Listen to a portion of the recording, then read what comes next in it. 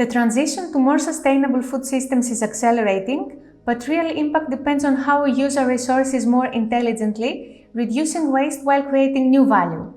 Welcome to the Impress podcast series, where we explore how research, technology, and innovation come together to transform underutilized resources into sustainable food solutions.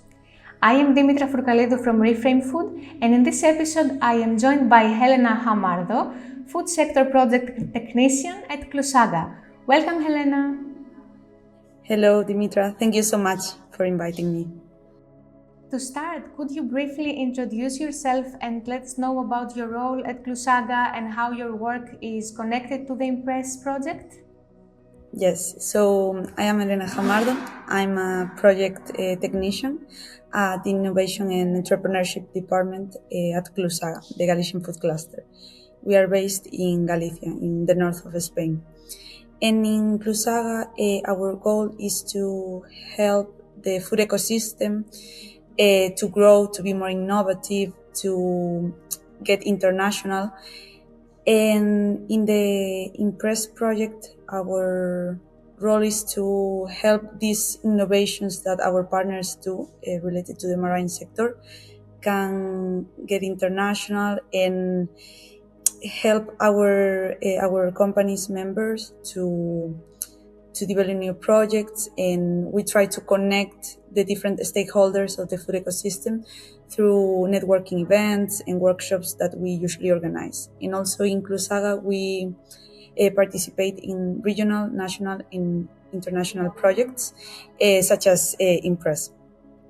And we, apart from innovation, we try to work to get more digitalized and more sustainable. That's great. Clusaga led the capitalization report that evaluated ongoing and past Horizon Europe activities. Could you let us know, Helena, what were the most crucial and critical lessons learned from previous algae and aquaculture projects that you have integrated into the Impress strategy to avoid pitfalls? Yes, so while we were working on this report, we identified that there were several challenges that needed to be addressed in order to optimize the benefits of this LTTS based product that we work within Impress, and also because it's needed to ensure the compliance with regulatory standards. So we believe that we need to continue do more research and development to try to fully get the full potential of these LTS based products in order to be more sustainable, and also to for the companies to implement these products within their business. Mm-hmm. And in your report on products and business stakeholders, you mapped the competitive landscape for low-trophic species. Which emerging market trends in the European food sector do you believe offer the biggest open door for the new sustainable ingredients being developed by project partners? Well, I think there is no only one market. I would say that we can find three main categories for these ingredients. One is functional food ingredients, for example, algae-based products, like functional ingredients, but also food supplements. For example, nowadays the microalgae, such as spirulina and chlorella, are being used because of their high nutritional value, and because they help with the immunity and gut health. But also animal feed. These marine products can be transformed into products to feed animals. And also another category that I think is important is protein-enriched food products. For example, both macro and microalgae have a huge amount of protein content. So I would say these three ones. Okay, and You are the lead for mapping and quantifying waste from processing, retail, and the HoReCa sector. Based on your questionnaires, what is the primary reason why many companies are still pouring nutrient-rich side streams down the drain instead of valorizing them? Well, after doing all these questionnaires, we review all the replies from the different companies, and we found similar replies.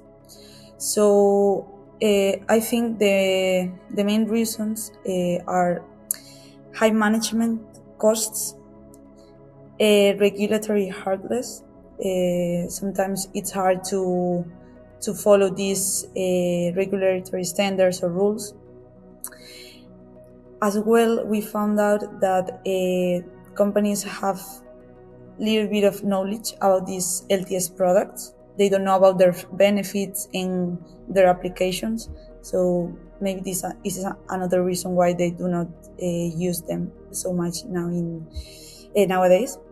And also, I think because they lack of potential collaborators to develop these new products and clients. So they also need to find the right place to find these potential collaborators. Okay, this clarifies so much. Thank you for your answer. And one last question. As a food cluster representing the Galician food and drink sector, how are you working with local business associations and technology centers to ensure that the innovation coming out of Impress will be practically adoptable by the Spanish fishing industry? Well, in Clusaga, we believe that knowledge is key, and we need to communicate and disseminate the results, what we are doing, what we are working on.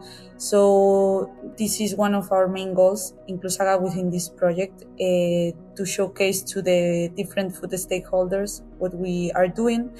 And how do we do this? Through different initiatives, we organize webinars, we participate in food fairs or workshops, and we also try to do it collaboratively, for example, with some of our partners, and also trying to find the similarities of this project, Impress, with other European projects that we are working on that are also related to the marine sector. So through different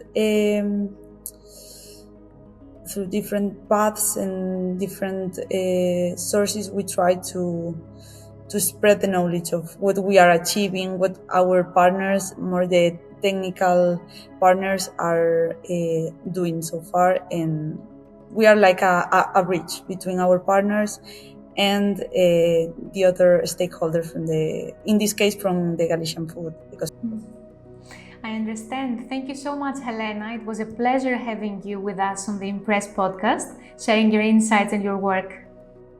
Thank you, Dimitra, again for inviting Clusaga and myself to have this conversation. For those watching or listening, this episode is part of the Impress podcast series. More episodes are already available, with new ones coming soon. You're welcome to follow the Impress project social media and visit the website to stay informed. Thank you for joining us today.